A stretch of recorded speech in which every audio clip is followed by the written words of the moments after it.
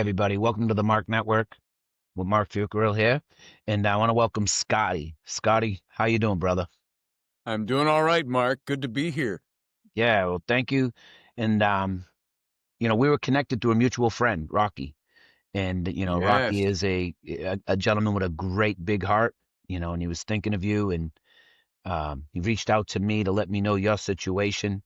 I would love the community to know about Scotty's situation.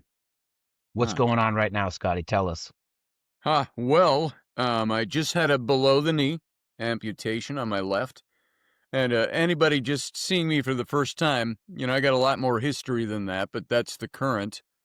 And it's about, 13 days old since I had this cut off. And I am now home and trying to navigate with an ex-wife to be and three teenage kids. And so it was kind of particular thing has been building for about 6 months.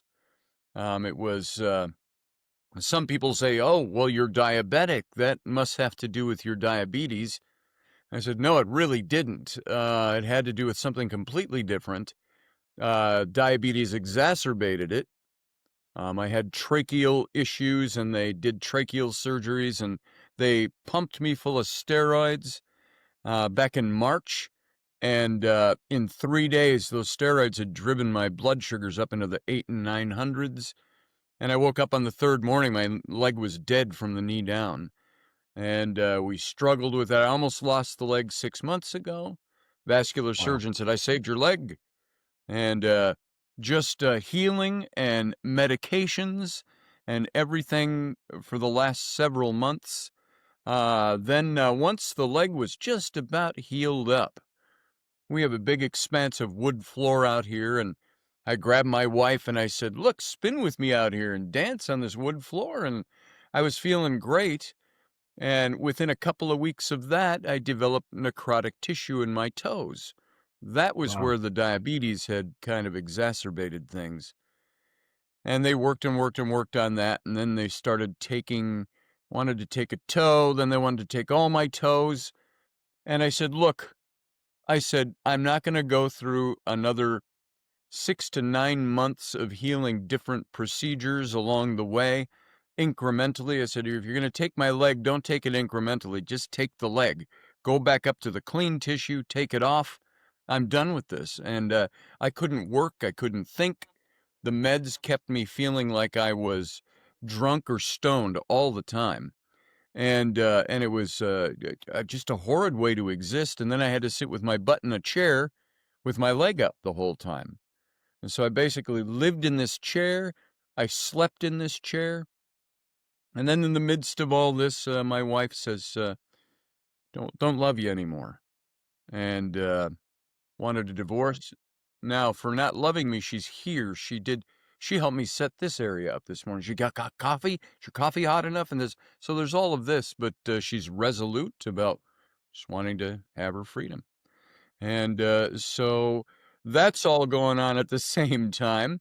And so you're dealing with, they asked me in the hospital last week, well, what are your goals? What are your main priorities? Prioritize your life right now and this leg. And I said, well, number one, my marriage. Number two, my children. Number three, my family, which is the two combined. And then number four, getting my life back on track. Number five, the leg. Yeah, the leg. It's like the leg was, if you got to take it, take it. We just go, we become pirates, and I get me a peg leg. And um, so that part I accepted pretty well. And it's the rest of the emotional stuff on top of it that just it can have a tendency to crush you a bit. And Scotty, so, Scotty, let yeah, me, you know, we're going deep into the conversation already early without me actually highlighting some of the incidences that you talked about and situations you talked about earlier in the conversation, talking about the start of this process. Um, you are one of 300 to 500 people that wake up every day missing a limb due to whatever reason, scheduled limb amputations. So first and foremost, the Marc Network, what I created, is there to exist to show people like yourself, you're not alone. right? And in the situation you're talking about, going through a divorce, so many of us in our community end up in this situation. And a lot of it has to do with the injury. Some of it doesn't have to do with the injury, unfortunately. Um, but, you know, you mentioned the options and the struggles you were going through of taking it little at a time and little at a time. And unfortunately, you were smart enough to say, if you're going to take it, take it. Unfortunately, a Yeah. lot of people, they go through that recovery for years and they lose their life. They lose longevity of their life going through that. They lose time with their family, time with their loved ones, where they would be back on their feet again quicker and sooner if they had just amputated to the full, Right. the highest part like you did. So I think kudos and congratulations to you. You knew where it was going. Did just a real quick answer, did you speak to anybody prior, or was this a decision that you made on your own? It was just a decision I made on my own. It was pretty much, it was laced with some colorful expletives to my physician, but I said, just go back to where the healthy tissue is and take it off. I'm not So gonna go through this for another year of recovering from incremental surgeries. so And, I said, "Be done." yeah, so again, it all does, I wouldn't say all the time, but a lot of the times it comes down to doctors and people wanting to keep doing surgery because the more money they get, right? Well, Uh my doc said to me, he said, he says, "You're probably right." He says, "But if you give me the opportunity, I can save that leg." And he went in and he saved the leg for about a week before I started developing necrotic tissue in my toes, yeah. and which was the exacerbation of the diabetes. And and then they're like, "Well, we're gonna have to do this. Well, now we're gonna have to take the top of your foot up. Now we're gonna have to." And when he came to the third, "Now we're gonna have to," I said, "I told you I don't want to do this." And he said, "Yeah, you're right. Let's go. Let's take the leg." Yeah, So so it's not look, the leg isn't a death sentence, by any means. There's so many great technology, great organizations, great companies, great people out there. Your ability's gonna be amazing to do so much. Um, I I figured I am not going to get through this if I don't approach it with confidence and I don't approach it with, maybe there's a wee bit of bravado in there, but I've always been a gregarious. Let's go, let's do, let's get this done. Let's be happy about it. And that's kind of the approach I took with the leg. And some of that in the original was for my kids' sake. Let's be pirates thing. yeah, And so, and I've got 3 older kids from a previous marriage, and I've got my 3 teenagers with my wife now. And so they're the ones I'm most concerned about. they're gonna be Uh, great. They're gonna be fine in the sense of I could show you family after family that is doing amazing. It yeah, doesn't, we think more about it than really what it is. The biggest thing that I recommend, and as a community, we always recommend find other people and other families that are right, dealing with the yeah. same similar situation, right? Like I skydive. I hog hunt out of Ah, helicopters. I nighttime bowfish. I play sled hockey. I'm doing the Marine Corps Marathon on the 26th of nice. October, you know, on a hand cycle with a group of other people that are missing limbs and their families, right? And we just have a blast. It's you don't Sure. even know, And we steal each other's legs, we ski in mono skis. Like it's nothing. And my kid's now 18. He was 5 when it happened to me. He's enlisted in the Navy right now. He's a senior in high school. He's early enlisted, going to go in after he graduates. Um, he's a great kid. He helped me mentor kids with missing limbs and limb differences for years at Camp No Limits. Um, and he got introduced to the community, and it was like, it's nothing, and that's that's what that's we a line encourage. that's a Wh- line I'll have to adapt to. "Who's got my leg?" Yeah. But no, it's So usually, hold on a second. I'll be right down. I got to grab my leg. I got to put my leg on. there it is. And You know, I'm at this stage, I'm about I'm at least 8 weeks out before they'll even start taking measurements Yeah, I wouldn't to even fit me worry. for a prosthetic, I wouldn't so rush. Don't rush. Everybody tries to rush. The first thing they're like, "Oh, I want to walk again. I want to." I said, "Why? Like, what's so important about the walking? Like, you know what I mean? Like, slow down, get your stuff together, figure it out, make sure you heal properly, and then get on your leg. You're gonna have plenty of time on I a leg." I'm at a place where I don't know how to express this well enough, but the last 6 months was pretty much felt like a wasted time in my life because I Yeah. wasn't able to do anything. I'm a writer, and I couldn't put sentences together. A lot of that due to meds and things, but I look at all that and I say, now I'm back here. Oh, and in the process, I dropped 65 pounds in the last 3 to 4 months from just sitting, not eating well. It's not that I wasn't fed well, it's that I just The had no medications. appetite. Yeah, I was on 86 And pills a day. meds, I was I on was 86 drinking pills. soup broth, Yeah. and I went from 276 down to 218 pounds. Which is a good thing. And Which is a good what's that? thing. It's a That's a good thing. good thing. It's a great thing for you because now you have a platform to start from at a weight that will support your Right. leg, to support yourself, support an active lifestyle now. Easier for your prosthetic. I think it's great, to be honest with you. I think you need to stay on that leafy green diet, I'm get the inflammation definitely down. Um, but the part of biggest it thing, is oh, go ahead. sorry, the biggest thing was I was going to recommend, and I tell all new amputees, physical therapy is going to be the key to your success. Whatever you put into that physical therapy and doing those activities is what's going to drive your success as an amputee. So if you really want to walk again and you want to get back out there doing stuff, you need to put in the work. It's like anything in life. You know, you want that I college um degree, you got to do the homework. I have the opportunity right now to go into inpatient for anywhere from a week to 2 months of physical therapy. What grinds on my mind and my heart is I don't want to be away from my family that long. I don't want to be away from my stuff, all of that. And I've got work to do and I got things to accomplish. Yeah, but And even nothing's now, I sit here. I was telling you before we came on air that last night my 16-year-old son, came upstairs and we were talking. And I said, "Yeah, let's go get that." And I stood up, forgot I didn't have a leg. And it was like, whoa. And he caught me part way, and I went down on something soft so I didn't damage anything. But I've fallen. Oh, here, I'll tell you one little story. I'm at the hospital. I'm there for only 12 days.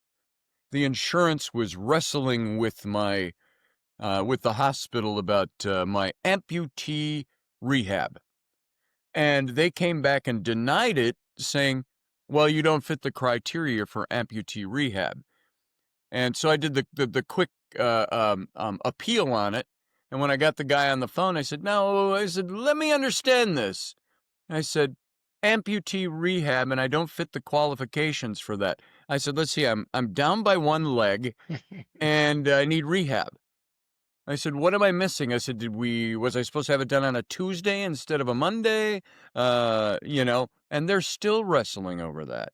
I could Scotty. still be sitting in the hospital with my thumb in an anatomically unlikely locale waiting to see if they're going to approve it.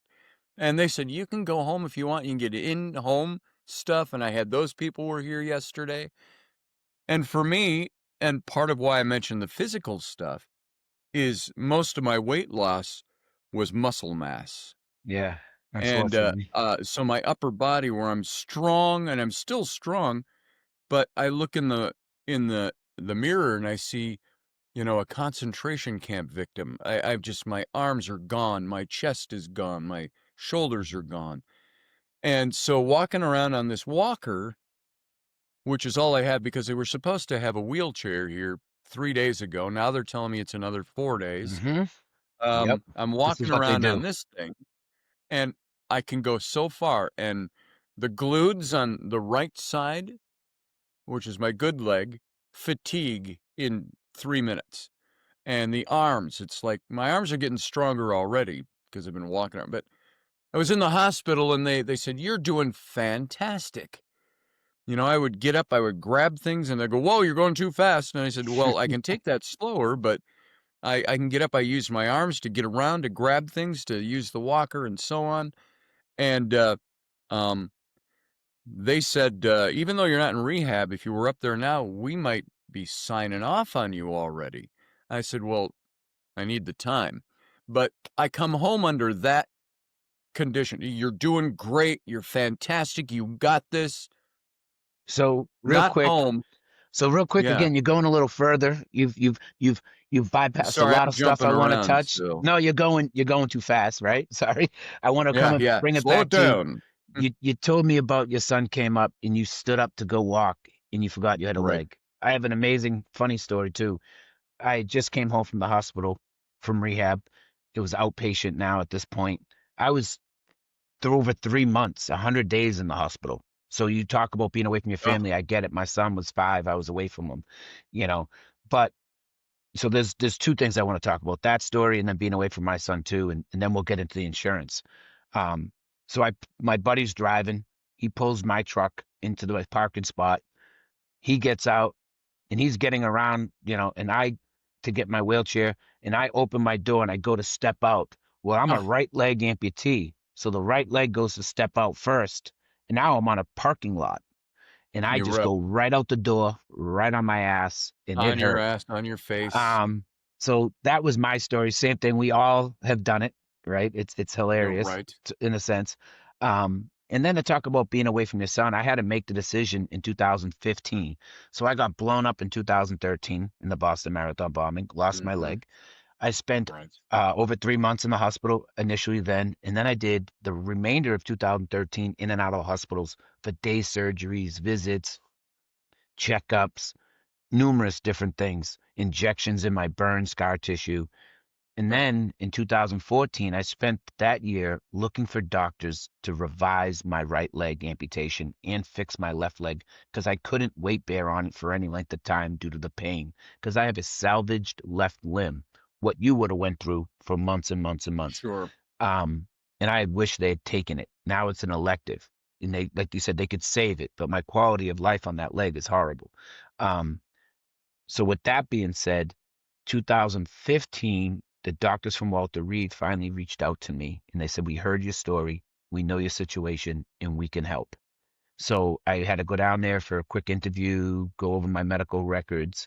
They wrote letters to their higher office to um, talk about how they weren't busy performing surgeries and they wanted to keep performing surgeries to keep their skills sharp. So I was allowed to come into Walter Reed. They were able to bill my private insurance. But what I had to do was sign a 365-day, 1 year contract with the government to be able to be at the Walter Reed facility and seek treatment. That means I had to move. I had to go live at Walter Reed in Bethesda, Maryland, on base, Oh boy. and away from my 5-year-old son. And in that situation, me and my son's mother, you know, that was it. That relationship. She filed for divorce. Boom. It is what it is in history and everything. Everything I believe happens for a reason.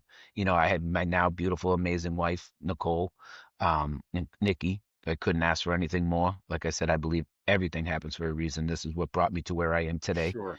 And I accept my situation, which I always ask all my people that I talk to, friends and fellow amputees, to accept the situation, which I feel like you have accepted it. We don't have a choice. Um, so I get being that away, but I chose to be away from my son because I needed to get stronger and better so I could be a father. So Right. that 1 year, which I came back every weekend to see my son, that I could, not every weekend, but it was like almost every weekend I drove home to see him. He came down to visit me at Walter Reed, when school was out, so that was cool. But I had to make that decision. It's the toughest decision I ever had to make. But it also, when I came back from that 5 days a week physical therapy from Walter Reed in the mental health and all that stuff that I went through down there. I was a different man, and I was on 86 Sure. pills a day and I weaned off every gabapentin, Lyrica, and Neurontin because it didn't change Uh, any level of pain that I was in. All it did was put me in a brain fog. So Same. I'm there with you. Your story, my story. This is duplicated by tens of thousands of people every year. There's 185,000 scheduled limb amputations every year in the United States. So we're not alone. We're not the only ones that go through this. That's why we're here talking, so people can see that we're not alone.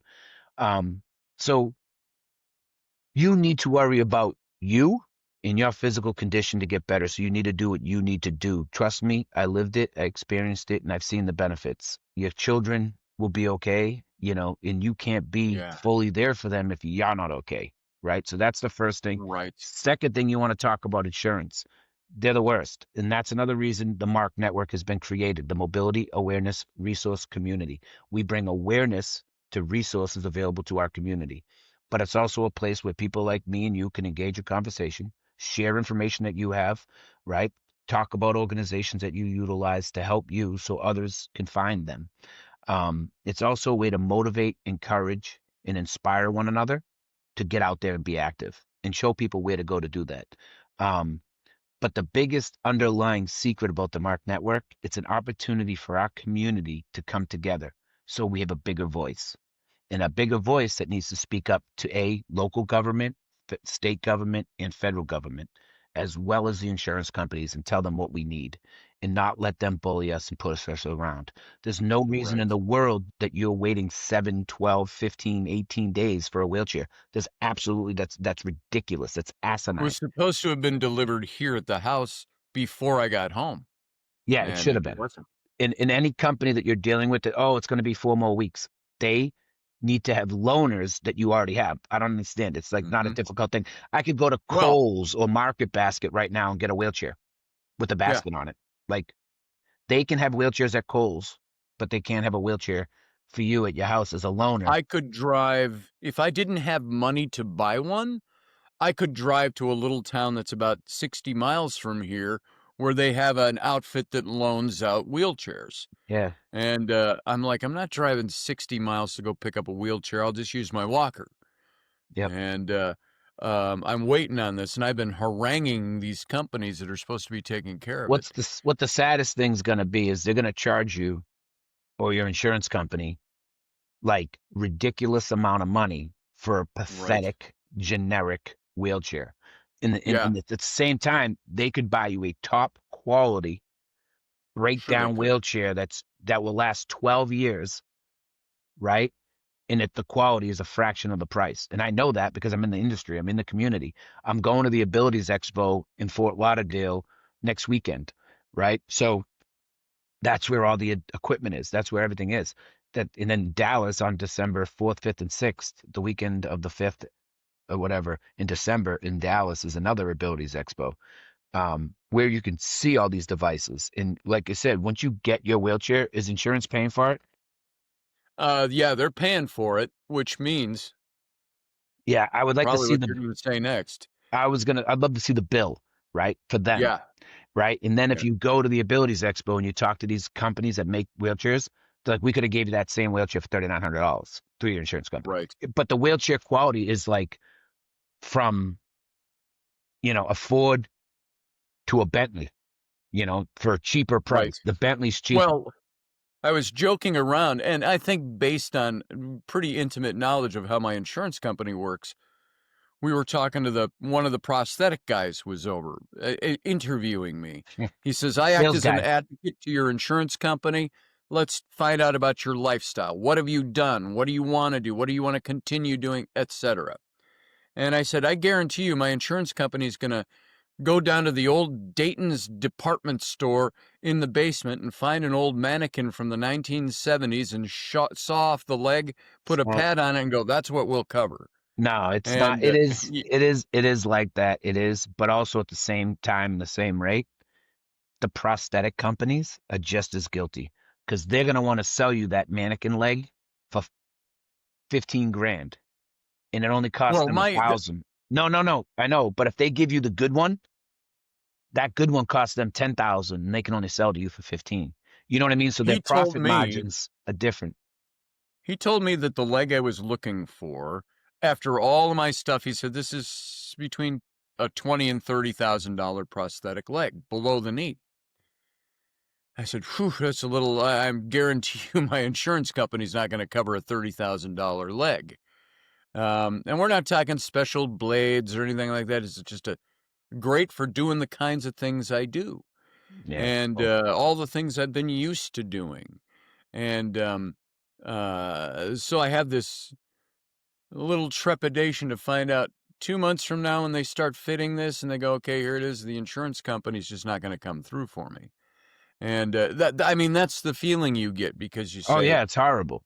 It's absolutely horrible. It's absolutely right, ridiculous that that's how we feel. And I feel that way when it's time for me to go get a new socket or it's not fitting right. It's like, ah, like I don't know if they're gonna give me another one. And time for a new leg, it's like they're not gonna pay for it. I had to fight 3 years right. to get my leg. My leg's 170,000 above the knee from my hip to my toe. Wow. That's what they billed my insurance company, not what my insurance company finally paid on. They paid on a fraction of that. Um, so yeah, there's the game is also played on the prosthetist side too. You know what I mean? Yes. And again, if you go to a Chevy dealership, they're not going to sell you a Mercedes. They're going to sell you what No. they make their money on, right? They might have a Mercedes on the lot, or they might have a Mercedes dealership that they could recommend you to that's a part of their group, but their money's made in selling you a Chevy. So I Right. always recommend work with multiple, talk to multiple, see what multiple say. And unfortunately, they're all in the same, group. Um, so Yeah. I don't like to say that about every prosthetist, and I don't like to say that about every prosthetic company. It's just, it's You a know, business. The bottom line, it's a business, and their bottom line is what matters. sure. They need And to I make get I money. get the business side of it. Yeah. They have to make money, they have to run a business. I understand that part. It's like it's almost the same thing of saying to my wife, "Well, okay, I understand where you're coming from. Let me validate that, but I completely disagree with your solution and your outcome." Yeah. It's the same thing with the insurance company. I get it. But, this isn't shouldn't you be there to protect us? No, they're there to make money, which Well, you can't blame them for, they wouldn't be in business. well, that's not So true. That's not true. When you have obligations to investors, when you become a venture capitalist company, then true, you're just making people rich off of your misery and pain. So I sure. can agree. I own businesses. Since I've been little, Mhm. and I've worked with many people, and I get the risks that they put out. So the risk and rewards.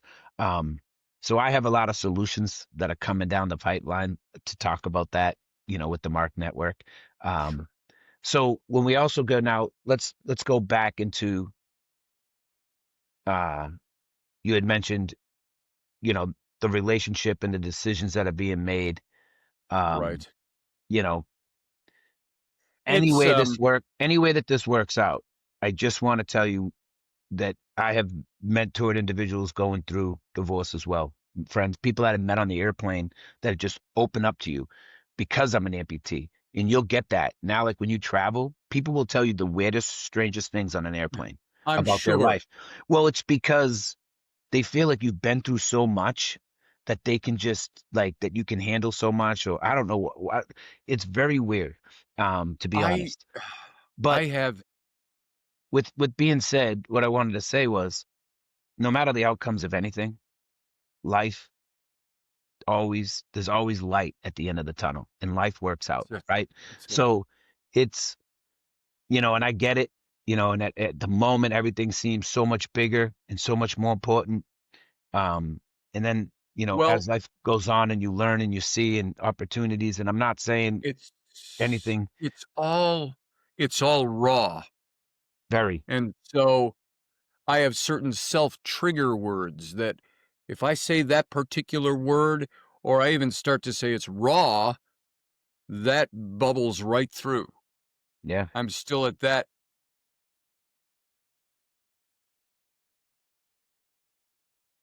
And so you choke it back, not to bury it, but to say, I can't be buried in this, so I have got to take this and set it over here and deal with that and deal with the emotion that comes with it. And at the same time, say, I got this. I know where I'm going. I know what to do. I know how to act. I know where I want to be. My life hasn't ended because I've lost a leg. It's beginning a whole new phase of how I do the things I do without a leg. And I have more people on social media and places like that because I've got a history of books, I've got a history of shows, I've got a history of this and that, and everybody knows you, and that say, "You are so strong. Oh, man, I admire your courage." And I'm like, "Oh, thank you for that, but If you you know only what? knew. Yeah, I already knew that. Yeah. But some days it's bravado. Some days you have to put up the front and you go, "Today, this doesn't feel good at all."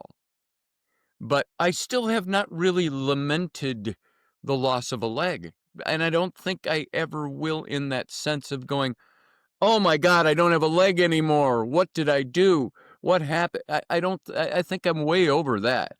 Yeah, But, it's tough because when I was in your position early in my recovery, and then a lot of times in interviews over the years and years and years, and people ask me, like, "Oh, how are you doing?" I'm like, "Oh, I'm great. Like, I'm just happy to be alive, blah, blah, blah, blah." In reality now, where I am right this moment, 12 years later, coming on 13 years later, I can look back at that me in front of that camera, and I can tell you I wasn't great. I thought I was great. oh, I thought I was great. I did. I yeah. believed it. I said it. I thought I was doing everything great. And I wasn't. Like I wasn't great for a long time, for a real long time. And I honestly think and believe I really became great just back about 2 years ago, maybe three. See, I look at you right now, and I see somebody who has a calm greatness about Yeah. what you're facing or have faced. You've reached that, "I don't have to do this or that." You have a calmness because it's inside. It's that inner peace that comes. Me, I feel sometimes like I have to go, "Yeah, let's get that. I'm on this." And I don't know even yet in myself how much of that is my own affectation, so I can let everybody know, "Don't worry about me that way. I'm okay. We're getting there. We're gonna get there, and I'll be better next year." You will get And there. you know You will get there, and what? I said you will Yeah, get there. I mean, that's the greatest, the thing, and that's why the Mark Network exists, because so many yeah. of us have this long journey of getting to that point, and I don't want to tell anybody that it's going to happen today. It's going to happen tomorrow. It's going to happen when it happens. But there is light, and there's so many examples of that, like myself, and Mhm. so many examples of a guy like Jack Wallace or David Eustace or Noel, Paralympian athletes that are just there, that it took them so long and took them a while to get there, but they're there. I'm there. And it's good to see people in our network that are there, and it hurts to see others in our network that aren't there, because you want to just go reach out and grab them and bring Right, them to where I am, and what you said something about that. Oh my God, I lost a leg. Where am I? Right? right. Like I had that moment. It doesn't ever go away. I was at the celebrity softball game out in Fort Worth, Texas this past weekend, and the music. We're at the VIP pre-party, and the music's playing, and people are dancing, and this guy comes over, and he's like, "Oh, this is so, great, whatever, blah blah blah." I'm like, "Yeah," I'm like, "You know what?" I'm like, "I wish I could be dancing." You know what I mean? Like that's what I Sure. miss. He's like, "You could dance, get out there." I'm like, It's a little bit different, buddy. Yeah. Like it's different when how I danced and where I love to dance and how I love to dance. I can't dance like that. Like if people ask me like, what do you miss the most? Like I would say it's the ability to dance like I used to. You know what I mean? You know And what every mine time is I see today? it, I get challenged. It it re-hits me in the face again. Always Today, does. getting ready, to come on with you and talk, I made the mistake of taking all my clothes and throwing them in the wash machine. I had 'cause I've only been home from the hospital for 2 days, and I'm like, everything I have is grungy. And I threw it all in, and I'm wearing a pair of black shorts. I got no clean shirts. I wrapped a towel or a blanket around outside me to go sit outside and talk with my wife a little bit this morning. But I'm walking from my chair to the laundry room to pull stuff out of the dryer, and I'm there's obstacles in the way. Somebody's tennis shoes, somebody's laid something there, and then I get to the laundry room and there's a basket. The door won't open all the way. And so I got to lean over and push the basket, but I got no balance yet. I got to find things to grip onto so I can reach over, and then I lift the walker over that mess to get to the dryer, and I'm standing in front of the dryer and I'm talking to myself. I'm mumbling to myself going, "Okay, I got my shirt. Been Now there. I'm stuck here. How do I get back out of here?" So it's like that's the thing. You said yours is dancing even at this point, 13 years out. Yeah. You're always going to have that thing. For me today, because it's so fresh, it's like I can't get from the chair to the laundry room and back. Well, You know? I showed you earlier this magical Yes, chair I'm in, right? yes, And well, this chair, I get frustrated every day. If I brought my camera around, I could show you every scuff and mark across my whole house because this chair right. has a mind of its own and it crashes me into the wall. And I get so Yeah, frustrated. So I get where you're coming from with the frustrations. But Scotty, look what happened. Look where you are right now. You got through it. You got over those I made it. obstacles. You made it, right? And those are the things we sometimes forget in life, right? People get faced with these challenges in life and they get stuck on these obstacles like you're facing, but in multiple levels right now in your life, in relationships. And we get stuck on these. And I'm not saying Yeah. you are, I'm saying people do. And Oh, but we have overcome so many obstacles. So if you just reflected on your life, just in the last hour, Scotty, you overcame so many obstacles. I laugh at obstacles there's on a truth. daily basis. I laugh at them. When God or the devil or anybody puts an obstacle or a challenge in front of me, I'm like, haha, here we go. I'm like, just another Here we obstacle I'm gonna go. beat today. Yep. Here we go. Like I laugh at it because and everybody gets stuck. It's like so many people, how am I going to make my car payment? How am I going to pay my mortgage this month? Magically, it gets paid because we're here, right? Yes. And it's just like, and stop overthinking it in the sense of like, oh my God.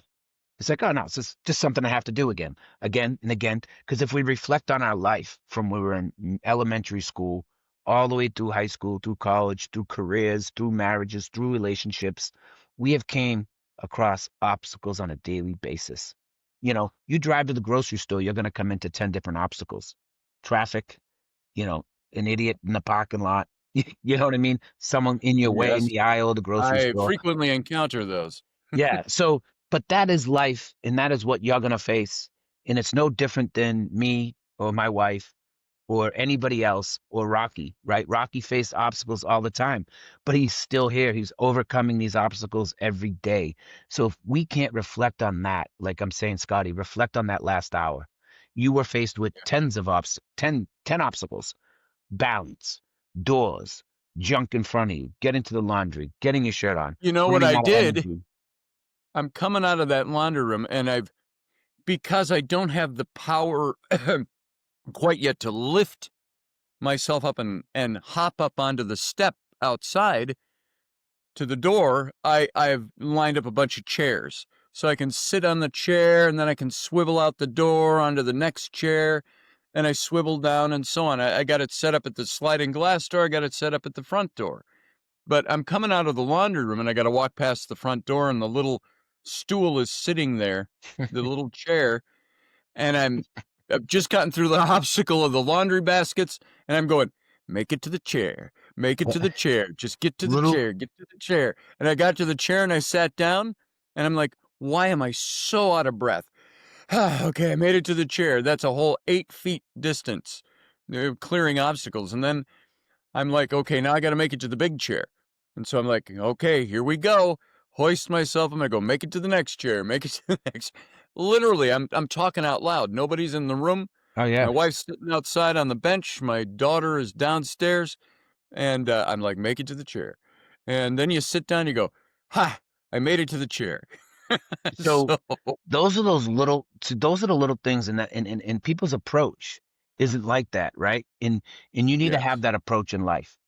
Every little step that you make adds up to a goal. right? That 12-step program, let's say, right? Yeah. If you do one thing every day, or even like you said in that journey from the laundry room to where you are, you had to go through little steps. And Right. eventually you got to your goal in front of the computer to talk to us today. And I appreciate you being on here today and being so open and vulnerable in this Oh, situation and man. talking about this. But I also, Scotty, so there's something that, we talked a little bit here about a lot of different things, but there's also the future, right? For Scotty, right? I know you've written books, Yeah. right? I know, what you do in the industry and stuff. Um, there's a lot ahead for you. There's a lot of new doors that opened up and opportunities that have opened up for you. And I want you to think about those now, early in this recovery, in documenting paragraph by paragraph in a journal for your next book, because it's going to be the best book you write. I'm going to tell you that right now. And I think you need to start writing if you already haven't started. You need a journal every day you wake up and every night before you go to bed, right? What you want to accomplish, what you're going to accomplish. And then at the end of the night, what you did do and what you did accomplish, challenges and everything you were facing. Because I want to be in this book. All right. So I want some credit here.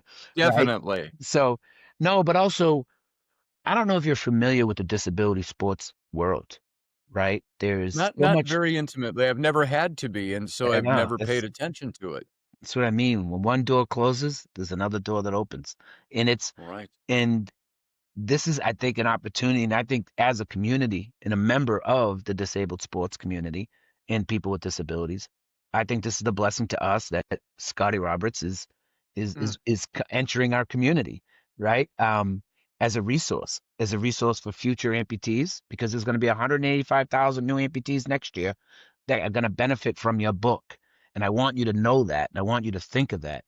And and then, like I said, as a career and as a job, there's opportunities and if you really pay attention now that you're in the world, you're gonna see from where it was, if you look back at the amputee community and you look at the disabled sports, to where it is now, where there's 32 million people watching the opening ceremonies to the Paralympics, which is only a couple Right. million less than the regular Olympics.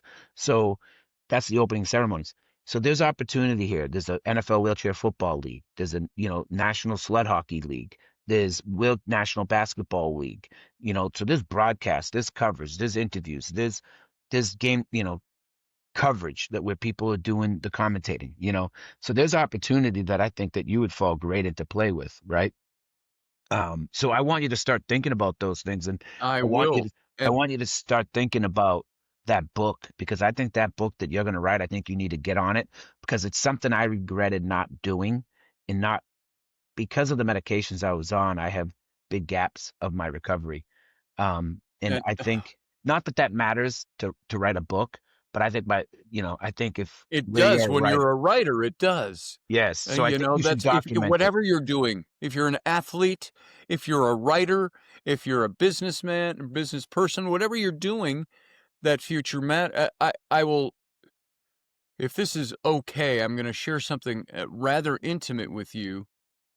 Rocky and I talked about this a couple of weeks ago, and, before I even knew the leg was coming off, and, but I knew it was leading there, and I have always been a very positive, outgoing, energetic. I gotta get my stuff done with my, my moments of laziness, abject laziness, and, um and I only bring this up with a slight fear of having it break the emotional barrier here, but I sat outside here on the front stoop, and, I was smoking a cigarette, and I was lamenting my sorry estate. I can't think, I can't work, I've been an illustrator most of my life on top of being a writer, and I can't illustrate, I can't function, and my wife's leaving me, all of this stuff. And I sat there for the first time ever in my entire life and thought of ending it. No, I can't do that. Hang on, I'll catch you to here. Um, and I thought I was done. And my elbows on my knees, thinking this is it. And right away I went, no, no, you've never been that way. You will never do that. there's something else out there. There's something greater. I don't know what it is yet. And I keep trying to convince myself of that without a lot of any kind of intimate or personal reinforcement of that. It's just, I know it. And so you struggle your way through that. And then you say, wait a minute. And like you just said,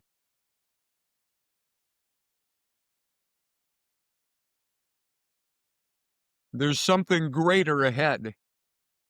And there Oh, there has to is. be, Oh, there is. because this I'm isn't for living it. nothing.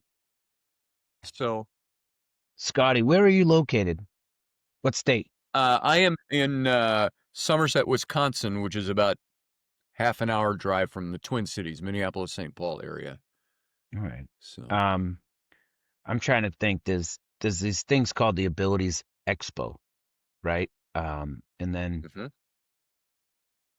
I think it'd be beneficial for you to come out to one of them if you could get the I'd love opportunity or to. chance. Yeah, I think it would be so beneficial to you because it would open your eyes. And then um there's so many other opportunities that would show you what the reason is. There's a bigger reason for it.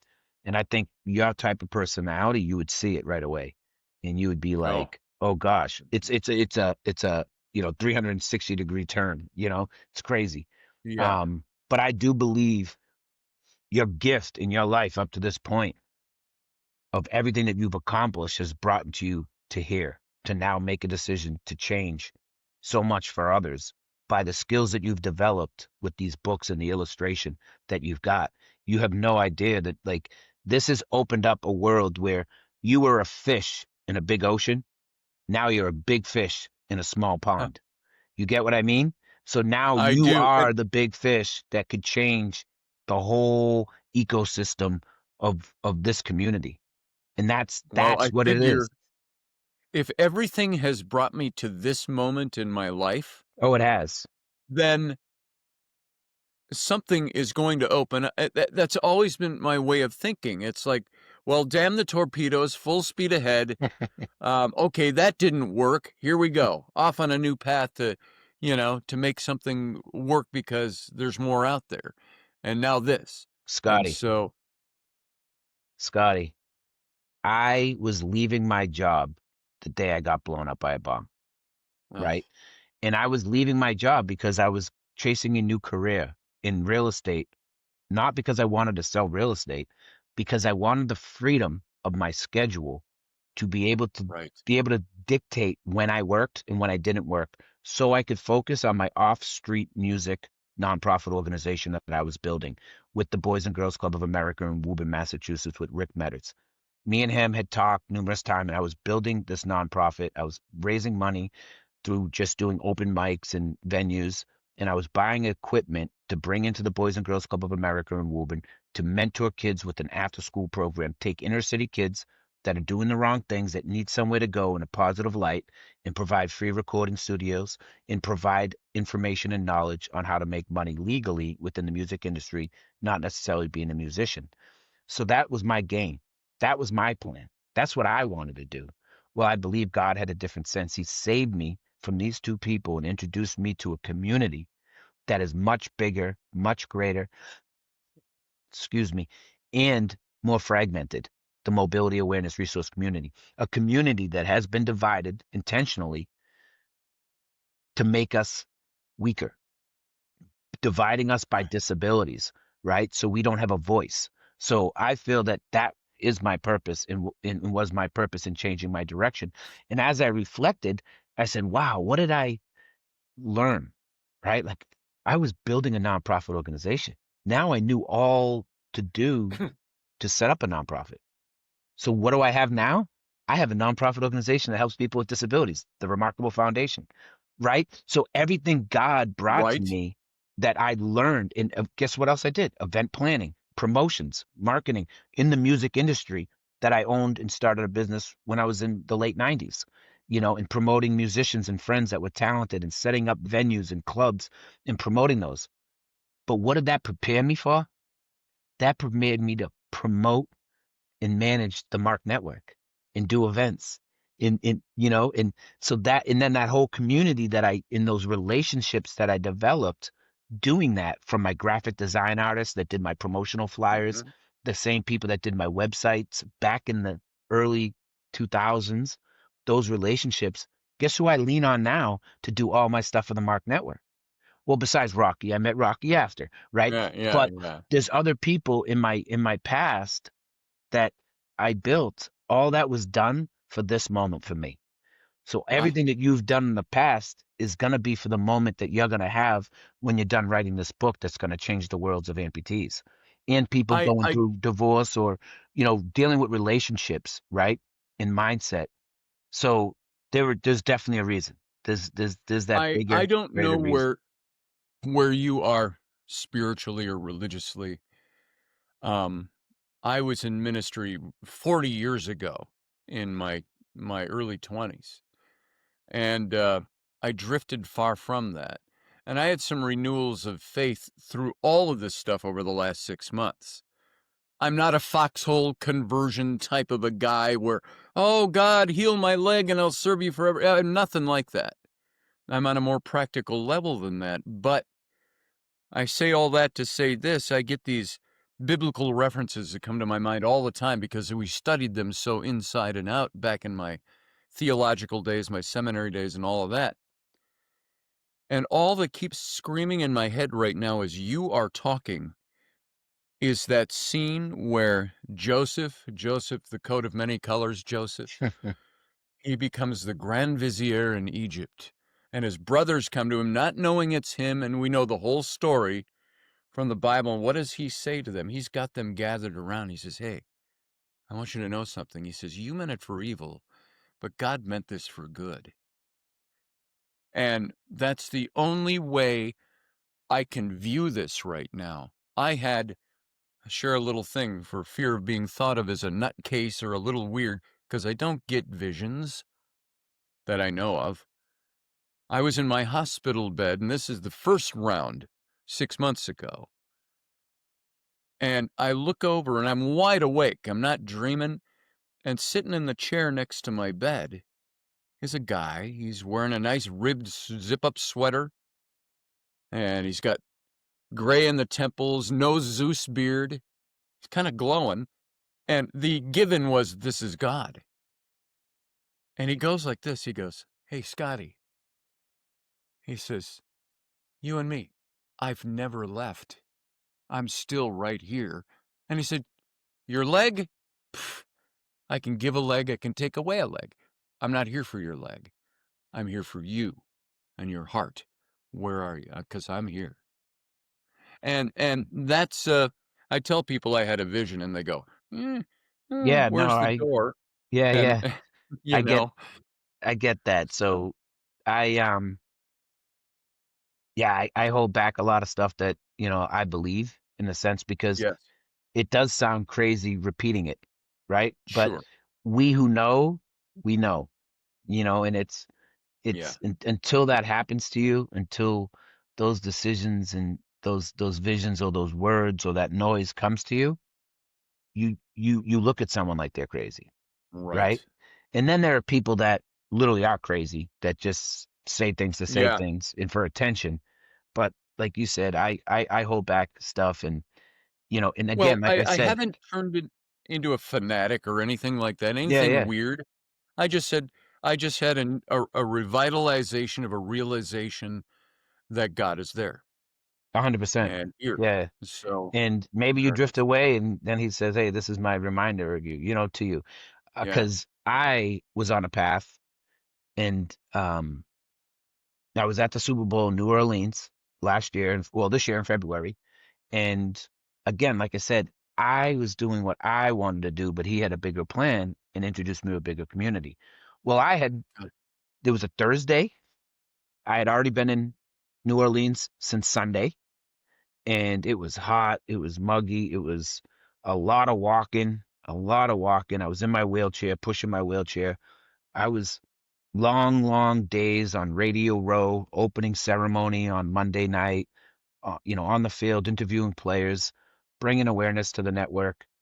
And came Thursday, I was really beat up, man. I was beat. up on Thursday, and my buddy Craig, who has the founder of Warrior Wishes, asked me, Mark, can you give me a ride? He was staying in my room. I put him up in my room to help his foundation save money. And he's done so much for me and my family and so many other people. Um, he goes, Mark, could you do me a favor and give me a ride so I don't have to take an Uber and help me set up? I have 250 veteran families coming to the celebrity flag football game right outside of the city here, but I need a ride. He's like, can you help me? I said, Craig, done. Enough said.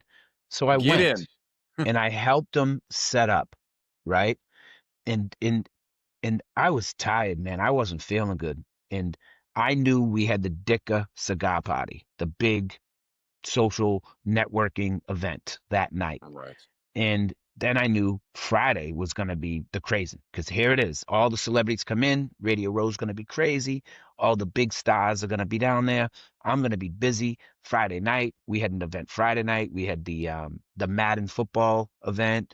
We Mhm. had the Lee Steinberg event, which is like Show Me the Money, the movie, Mhm. like that was based on him. Um, Right. I had the prayer breakfast on the weekend, which is huge, my favorite event to go to. So I had a lot of events happening coming up. So selfishly, I helped him set up and I went back to my truck and I was like, you know what? I'm going to tell Craig he's going to have to get a ride back to the hotel later. I'm going to go lay down and take a nap. And my wheelchair was in the back. I did the setup on my prosthetic legs, helping him set up. And something started talking to me like, you're already here. Why are you going to leave? And I'm having a conversation in the truck with myself, right? And now I'm crazy. Now I'm thinking I'm nuts. And I'm like, what? Yeah. I'm like, I'm just tired. I want to go lay down. Like, I'm tired. I don't feel good. I want to lay down. I said, I'm just going to tell Craig he can get a ride. And it's like, but you're already here. Like, just be here. Be in the moment. And I'm like, what?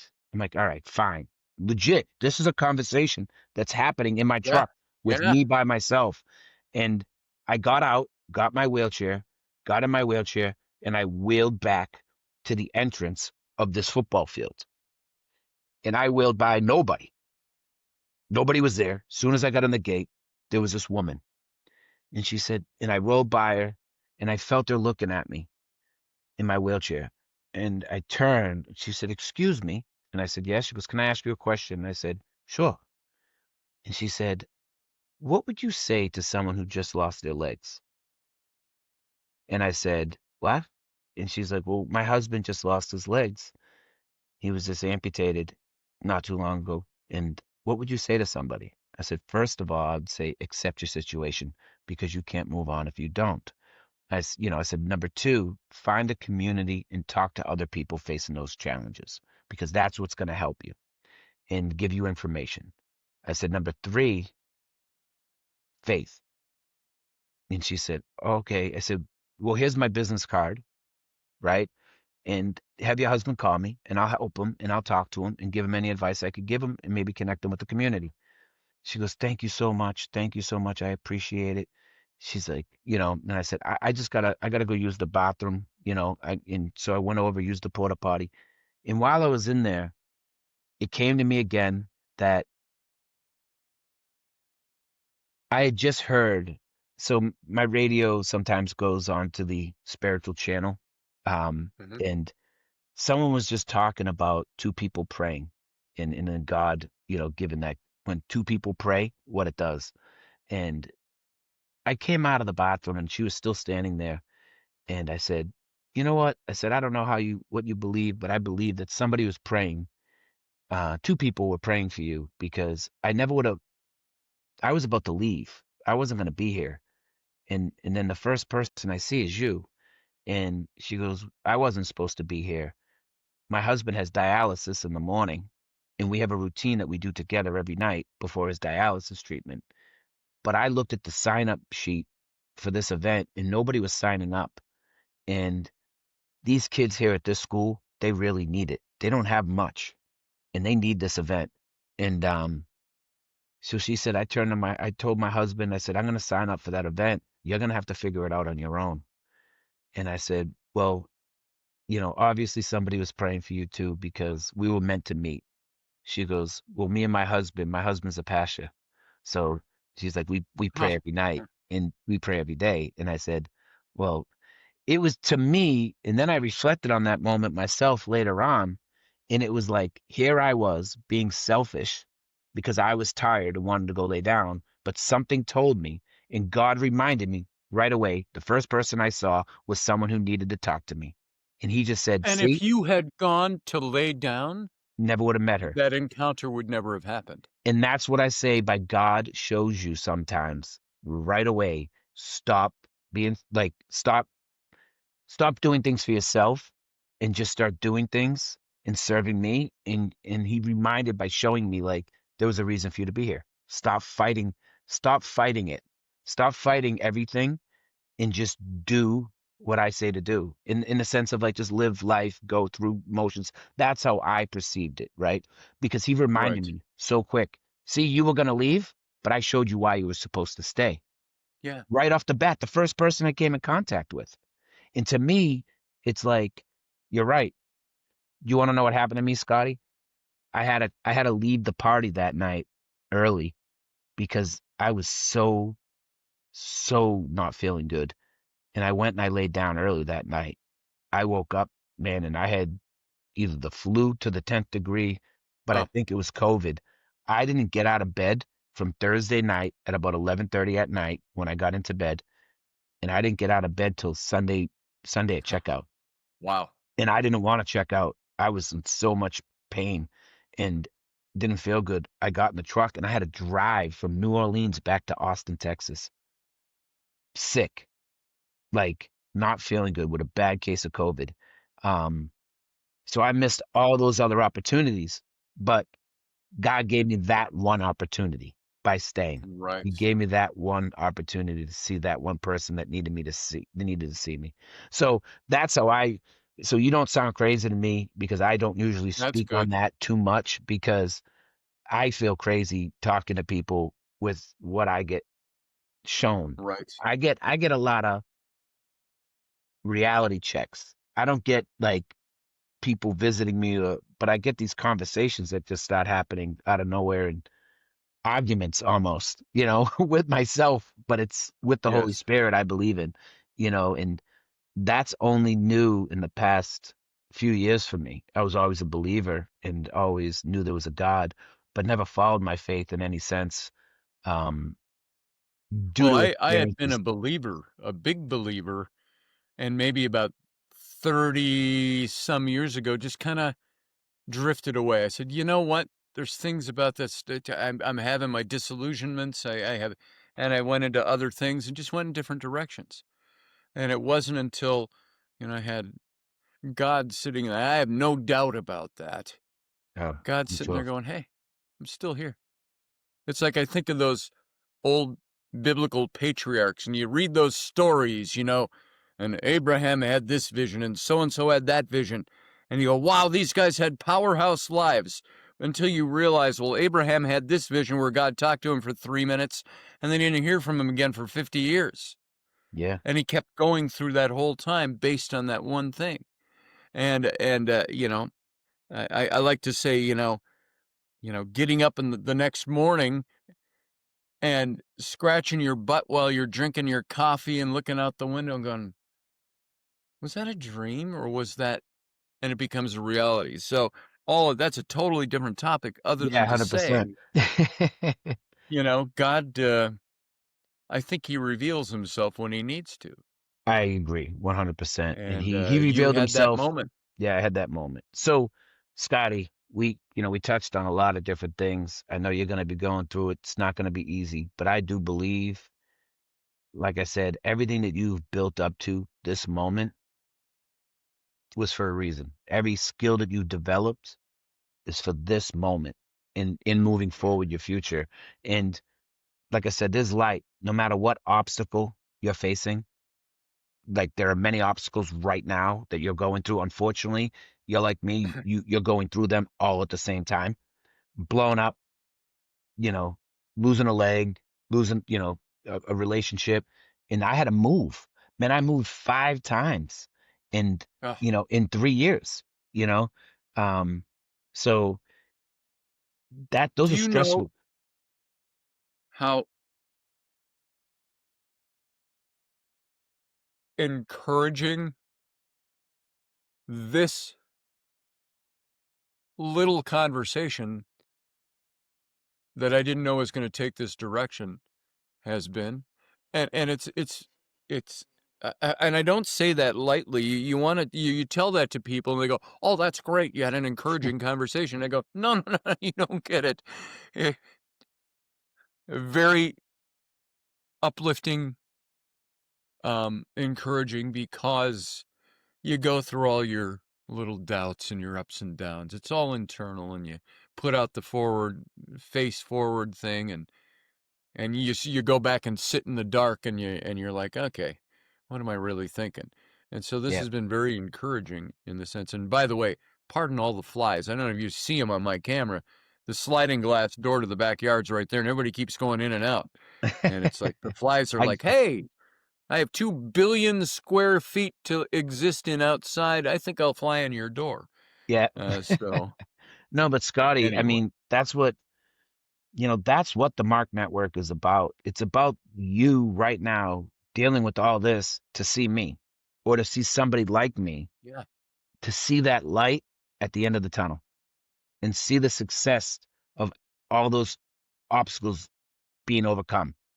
And I yeah, think you needed that. I think Rocky knew you needed I that. needed And that. that's what Rocky said, hey, he's good here, but he's not good back here. So Huh. we need to show him what what the possibilities and the outcomes are. And I'm literally a living example of it. And I didn't think I ever would be. And everybody always gets so caught up. Oh, I'm not an inspiration. Don't tell me I'm so inspirational. It's like, Right. no, I want to encourage and I want to motivate others and I want to show others that there is that light. I had veterans come in my recovery and they showed me that there was light at the end of the tunnel. And I just want to keep doing that. And like I said, that's what the Mark Network is about. It's about, and that's why it's over my heart, you know, and that's what it's about. Because it changes lives. This type of conversation, and this type of Uh, conversation can happen over and over and over again on the Mark Network through other amputees and other spinal cord injuries and other MS and Parkinson's survivors, And and mus a MS. few weeks ago, if you'd have told me, "Hey, you're gonna be part of, a community of people that have gone through this kind of thing," I said, "No, I'm not." That's not where at all where I'm headed. So my life has suddenly placed me on a trajectory to make that choice, to accept that that's something I never thought I'd be in. And you're And, gonna see so You're gonna see, because now you know how hard every step is, and you're gonna see and learn how hard every step is. So when you see somebody that is at the pinnacle of their recovery and in their life, going through these actions, you're gonna be like, wow, I know what that right. guy had to go do to get to that, and that's impressive. And I know that isn't easy. And you're gonna appreciate people and things and opportunities more and more. And I really hope that you get this book going in chapters, and I hope you really, because you're gonna help so many of the new people coming up, because you're not gonna be the only one that deals with it. I had to already deal with it. I lived it. I didn't write the book for you because I'm not a And book writer. You're a book there's a writer. big part of me that says I I would do that for that reason, that it would be something that's meaningful. It means something. I don't wanna just do stuff. I wanna No, do stuff that means stuff, and I'm and sure this there's a if that makes book. sense, I'm sure there's a book out there from an amputee that similar to what you're gonna write, but I don't know where it is. but not Right? this one. Yeah. So that's what I mean. And this book is going to be around forever to help every amputee. It might Yeah. turn into a movie. right? Turn into series and episodes. You never know. You could write it side by side, write the book and write the script, and if you wait to do it, Well, it'll it's never such an happen. unfinished story at the Don't think of moment. it. Don't think of it like So that. That's what I thought. I thought I'll write a book when my story's done. Well, now I lost my story because you can't remember it all. And then it takes twice as long to go back and write 12 years. If I had right. wrote it day by day, I'd be done with at least two books. I'd have two books by now, Yeah, and I'd be on my third to tell the rest of my life and the rest of my story. And then when the Mark Network is the biggest thing for the community, then I write my final retirement book, right? Um, right. so I should technically have four books out by the time I'm done here, but I'm not gonna have any books. And know who that helps? Nobody. But Right. if you do it because you're capable of doing it, because that's your skill set that you've been built and lived, and God gave you and prepared you for, and you write that book, man, I think it'll be a game changer. You just said, if I don't write that, I'm helping nobody. I helped nobody. I mean, So I shared my story. I shared my story on film, on interviews, through ESPN, E60, two different things. So I've helped people. But how good would it be to have a book on that shelf that could help people forever? And I know these videos will help people forever because they're on the shelf too. sure. Um, but I think I think there's an opportunity for you to do that, write that book, and talk about everything from, like you said, the separation of your belief, like not that you separated from your belief of God, but getting distance and then finding back and doing that because the churches and the community of faith will pick that up, and it's a huge movie opportunity, and I have people in that industry that are doing movies talking about that, finding their way back to Jesus and stuff. um a buddy of mine's daughter was born with one arm, and they did the book I Can, Mm. and then there's a movie, I'm sorry, the movie, and it was put by their church out there, and it's been viewed by millions of people. It's Amazon Prime. It's amazing. Um, so with the hopes of, you put that book out there, it turning into a featured film, or a series or whatever. And I think it I think it's endless of the amount that you can give back through your journey, and what you're Sure. struggling through right now will help so many people. Like this conversation, I hope is helping you to show you, Yeah. here I am, man. I'm here. I'm leaving to go to Fort Lauderdale this coming weekend. This coming week, a week from today, I leave. Then I come back to Texas, and then I go to Washington to do the Marine Corps Marathon on a hand cycle with a team of eh, people with disabilities, and then I come back to Dallas, I'm sorry, Austin, to just drive down to Houston to go drive a race car with hand controls. And then I Huh. go back to Boston for Thanksgiving just to fly back down to Dallas to do the Abilities Expo again. That's my life. Would I ever thought I'd be doing all this when I first was laying around the house fighting Right. obstacles to get to my laundry room? I had to go out of my house, around the back of my house, in the basement door, and do my laundry. That's how I had to do my And laundry. You want to talk you know, about I obstacles? I never finished the short story of I was in the hospital for 12 days. My wife came and picked me up. Everybody's gung ho. You got this. You're great. You're doing fantastic. I'm walking up the sidewalk to my front door. I got the walker, and I know how I'm going to get up on that step, and I couldn't quite do it front ways. So I said, I'm going to turn it around and raise my heel up onto the step and lift myself up. And as I turned, now, mind you, I'm home for 1 minute from 12 days in the hospital. I turn, I catch the leg of my walker on a cord that's coming out from under the stoop and plugging in for outdoor lights. It catches it, pulls the leg out from under me, tips me forward, ass over tea kettle over the top of my walker, down on my face on the concrete, and I nailed that very fresh wound, which had been pristine all week. And I laid there in agony Yeah, like I that hadn't hurts. felt all week from just doing that, and we looked at him, and of course, there's a little blood starting to pool in the dressing, and my wife, tried to help me get up. I'm up to because of my muscle mass loss, I'm up to 1 push-up this week, and, Mm, so we finally got me up, and got right back in the car and went to the emergency room, and, before I ever got back home to try to get through that front door, and that was my first blush with, "I got this, I'm great, I'm amazing," and I trip on a cord and have to go right back to the hospital, uh, the first minute I'm home. And yeah. if you think that didn't feel like a setback, I felt foolish. I felt stupid. I felt dumb. I had my older daughters telling me, "Dad, you should have stayed in the hospital a few more days." And I'm like, "You're right. God."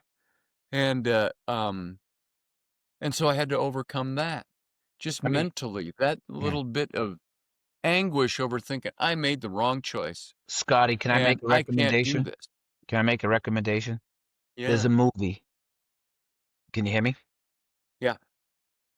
All right, we're losing a little bit of break up there. Um, there's a movie called Stronger. Jake Gyllenhaal plays my buddy Jeff Bowman. Jeff Oh. Bowman was a double amputee from the Boston Marathon. He was the guy being pushed by the cowboy hat, Mhm. and his legs were ripped off, like flaring, and they were holding things together.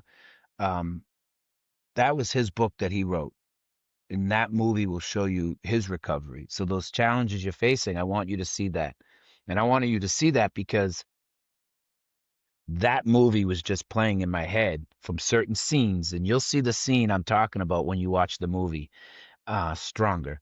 And I'll watch that. I'll look that up. and when you talk about that coming up to the house and just falling on your face and then going back to the hospital, like that's an epic part of a movie.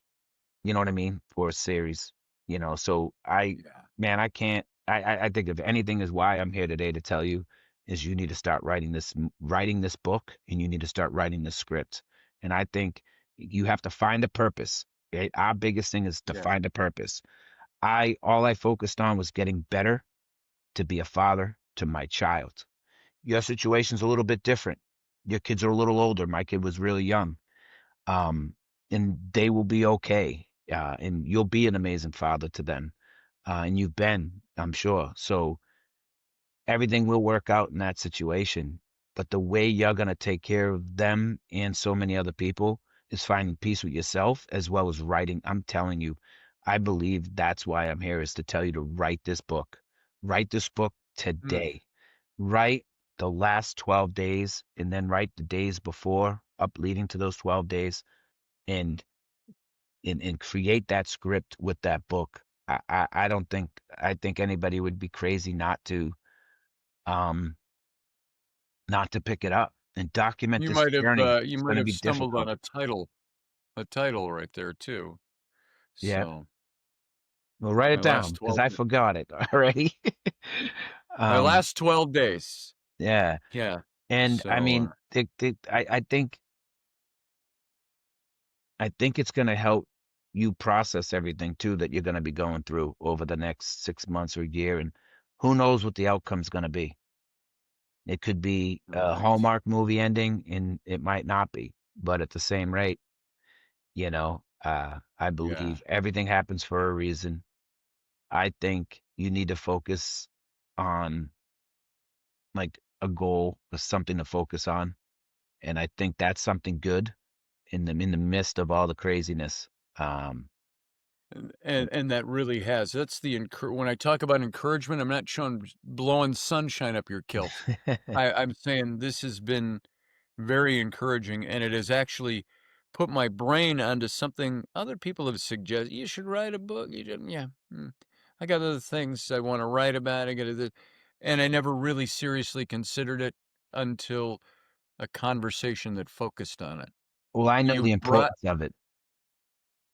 you brought a focus that I was missing in this brief conversation between you and I.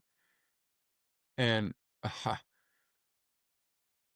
and my mind always thinks in marketing terms because I was in advertising for so long, but not trying to think in a marketing term, I would say, there is a reason that this has happened, and there is an outcome that can be attained, and there is a goal that's been set because of what you do with your organization that, frankly, I didn't know anything about until Rocky told me about you.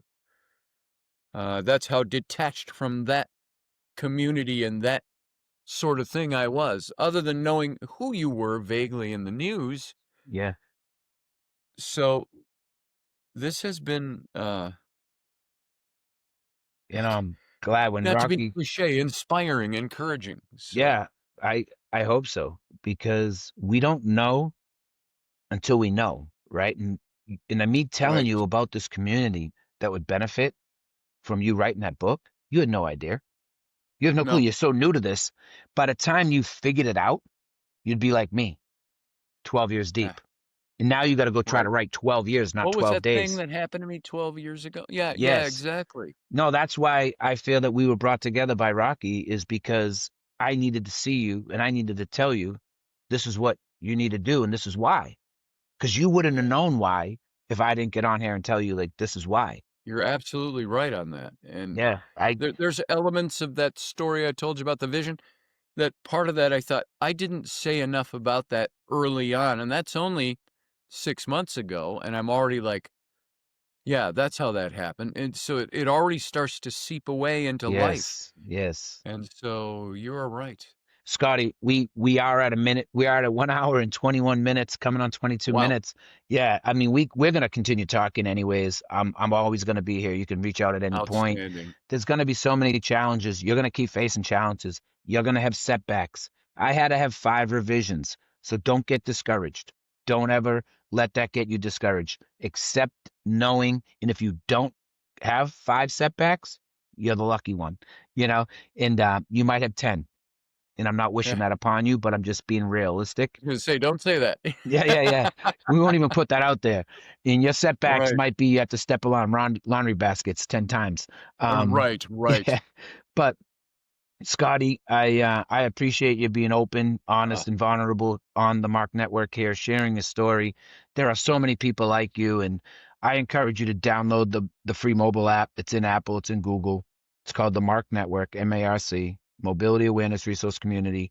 Become a member of the community. Share your struggles, ask questions, share the things you're going to find out across your recovery, and so other people can find them as well.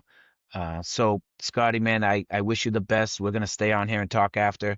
um, Thank you. And all there's, right. if there's anything else you want to just say real quick to anybody, That's it. or Just say, I just want to say thanks. yeah. Thanks for being here, for talking with me, for letting me talk freely. Yeah. And thank you for not letting me get so deep that I break down. Yeah, Rocky warned Oh, me about that. oh, I'm a little too sensitive about some things some days. And so thanks for letting me be here. Well, thank you for being here and thank you for sharing your story.